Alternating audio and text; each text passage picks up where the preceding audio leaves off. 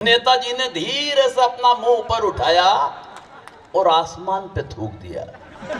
वाह दोस्तों, आदमी काटता वही है, बोता जो बीज है। काश नेताजी छठी क्लास भी पढ़े होते तो समझ जाते गुरुत्वाकर्षण का नियम भी कोई चीज है। इशारे में व्यंग। मैं नेताओं से किसी भी नेता पे कोई कविता कभी नहीं लिखी, जो भी लिखा वो मध्य प्रदेश के नेताओं पे लिखा, भगवान की कसम। कोई नहीं लिखता नहीं। और यार मेरे को एक मुस्कान भैया, पिछले दिनों मोदी जी और राहुल जी मिले तो मोदी जी ने कहा राहुल से कि तू क्या जानता है मेरे बारे में, क्या समझता है तू मेरे को? 7 करोड़ फेसबुक फॉलोअर्स हैं मेरे, फेसबुक फॉलोअर्स 7 करोड़। उस आदमी ने क्या भोलेपन से जवाब दिया तो क्या हुआ, लिखते तो सब मेरे बारे में ही है।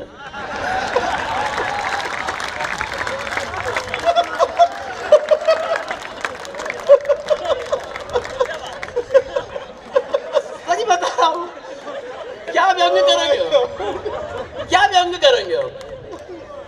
और देखो ऐसा भी नहीं है, सारी जिंदगी हमें दोनों पार्टी के इर्द गिर्द घूमना है। कहीं आएंगी कहीं चले जाएंगी, कहीं आएंगी, लेकिन रहेगी वो दो। एक प्रतीक के माध्यम से बताता हूं, एक पुरानी पार्टी है और एक बाद में लॉन्च हुई है। ये समझ लें कि एक पार्ले जी का बिस्किट है जो आजादी के वक्त लॉन्च हुआ था, पुरानी पार्टी। उसमें भी बच्चा छपा हुआ है, उसमें भी पप्पू का फोटो बना हुआ है, उसमें भी पप्पू का फोटो उस टाइम में बना दिया था उनने, दूरदृष्टि देखते हुए। दूसरी पार्टी बाद में लॉन्च हुई, लेकिन साइज में बड़ी हो गई तो वो समझ लो आप मेरी गोल्ड। अब हमारी बदकिस्मती ये है कि एक बिस्किट तो कमबख्त कप में जाता नहीं है और दूसरा चला जाए तो वापस लौट कर आता नहीं। कमाल है गोविंद, कमाल है गोविंद। ये दिक्कत है। अब व्यंग देखिए आप कि मैंने एक नेताजी से कहा, ऊपर वाला आसमान से सब देख रहा है, आपने अब तक जो जो भी गुनाह किया। नेताजी ने धीरे से अपना मुंह ऊपर उठाया और आसमान पे थूक दिया। वाह दोस्तों, आदमी काटता वही है, बोता जो बीज है। काश नेताजी छठी क्लास भी पढ़े होते तो समझ जाते गुरुत्वाकर्षण का नियम भी कोई चीज है। जिंदाबाद, यह है कवि, क्या बात है, वाह। जिस तरीके से आप सुन रहे हैं, मेरा मन हो रहा है कि पंक्ति 8 कर दूं। पक्का पक्का गोविंद, वाह। सुनिएगा व्यंग कि एक दिन खुल गए शहर के भाग हमारे। एक मंत्री जी शमशान घाट के उद्घाटन के लिए पधारे। उद्घाटन की पहली रस्म पूरी कराई गई। एक जलते हुए मुर्दे को बुझाकर मंत्री जी के हाथ से अग्नि दिलाई गई।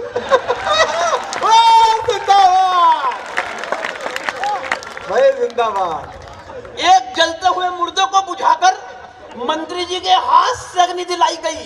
इस घटना से कम एक बात का तो पता चलता है कि आदमी का नसीब खराब हो तो वो मरने के बाद भी भुगतता है।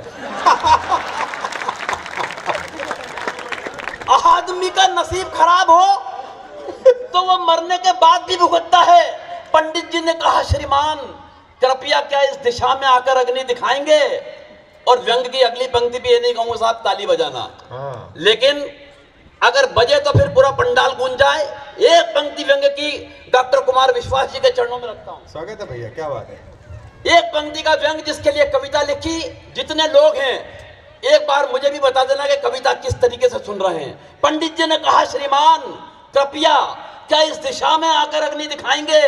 मंत्री जी भन्ना कर बोले, आग कहां और किससे लगानी है मुझे क्या आप समझाएंगे? वाह वाह वाह। आग कहां और कैसे लगानी है मुझे क्या आप समझाएंगे? अरे हम इस हिंदुस्तान की राजनीति को बरसों से झेल रहे हैं, रोजाना विरोधियों के साथ तरह तरह की आग से खेल रहे हैं। और पंडित जी आप तो बुजुर्ग हैं, आपको तो कम से कम ये बात समझ में आनी चाहिए कि आग दिशा देख के नहीं आग तो हवा का रुख देख के लगानी चाहिए। वाह, आग तो हवा का रुख देखकर लगानी चाहिए। अरे इन मुर्दों से निपटने की हमारी समझ को आप बेवजह नजरअंदाज कर रहे हैं। अरे पंडित जी, वो हम ही तो हैं जो 70 बरस से इन मुर्दों पे राज कर रहे हैं। क्या बात है, वाह। काश मंत्री जी को पेट की आग और चूल्हे की आग के बारे में भी कुछ पता होता तो दोस्तों इस हिंदुस्तान का नक्शा कोई दूसरा हुआ होता। वाह, क्या बात है, क्या बात है। हाँ गोविंद, बहुत बढ़िया। एक कविता साहब पिछले दिनों उसने यूं जन्म लिया कि आपने देखा होगा टीवी पे एक न्यूज कई दिनों तक चली कि हरियाणा के एक शहर में एक भैंसा 7 करोड़ रुपए में बिका। अखबार में भी आया और टीवी पे भी हर चैनल ने बताया, न्यूज में भैंसा 7 करोड़ में बिका। अब तो खैर नौका हो गया वो इस कविता के बाद। 2 करोड़ बढ़ गए हैं, इसके कुछ भी नहीं बढ़े। सच बता रहा हूं। अब कविता कहां से जन्म लेती है, कविता का व्यंग कहां से आता है कि सुबह सुबह अखबार में गजब का समाचार दिखा। खबर थी हरियाणा के एक शहर में एक भैंसा 7 करोड़ रुपए में बिका। मैंने पत्नी से कहा, इस खबर ने मेरे जहन में सन्नाटा सा खींच दिया है। यूं लगता है सीएम यमराज ने अपना भैंसा बेच दिया है। पत्नी बोली है, मेरे भोले भंडारी, मती मारी गई है तुम्हारी। सुबह से अलापे जा रहे हो, जाने कौन सा राग। खबरों के इस भूत ने खत्म कर दिया है तुम्हारा दिमाग। मगर खबरों का ये भूत इस सच के आगे ज्यादा देर नहीं टिकेगा। अरे जिस मुल्क में सीएम यमराज 2 कौड़ी में बिक जाते हो, वहां उनका भैंसा 7 करोड़ में कैसे बिकेगा। फिर भी अगर ऐसा हुआ है तो मैं यही कहूंगी कि ऐसे हालात ही मुल्क को बीमार बना देते हैं। और भैंसा 7 करोड़ में बिक भी गया तो हैरत कैसी मेरे हुजूर, ये वो मुल्क है जहां गधे भी करोड़ों में बिक के सरकार बना देते हैं। तो सुबह सुबह इन्हें कोसने की ना भूल कीजिए। पहली बार कोई गधों से ऊपर उठा है, बधाई कबूल कीजिए। मैंने कहा, सच कह रही हो मेरी जान, मगर इतनी ही है अगर भैंसों और गधों की पहचान, तो तू भी मेरी जिंदगी पे एक एहसान कर देती। इन 2 गधों को जन्म देने की बजाय एक भैंसा जन्म देती। इन 2 गधों को जन्म देने की बजाय एक आध भैंसा जन्म देती। लोग भी हो गए हैं केसों केसों के बाप, हम भी हो जाते गधों की जगह भैंसों के बाप। अब पत्नी के तरकश का तीर मैंने ब्रह्मास्त्र की तरह झेला।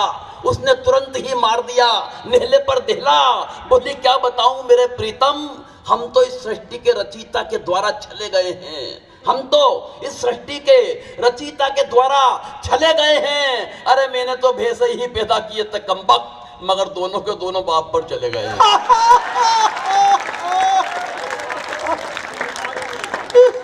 मैंने तो भैंसे ही पैदा किए थे कमबख्त, मगर दोनों के दोनों बाप पर चले गए हैं। अरे तुमसे ज्यादा तो दुखी मेरी राम कहानी है। मुझे तो उम्र भर 3-3 गधों से निभानी है। मुझे तो उम्र भर 3-3 गधों से निभानी है, मगर मैं धैर्य नहीं खोने वाली। किसी ने वादा किया है अच्छे दिन जरूर आएंगे, मगर मैं धैर्य नहीं खोने वाली। किसी ने वादा किया है अच्छे दिन जरूर आएंगे, जब इन सरकारी राज की रथों में भैंसों की जगह ये गधे जोते जाएंगे। बहुत, एक बार जोरदार तालियां गोविंद के लिए बजा दीजिए। वाह वाह गोविंद भाई।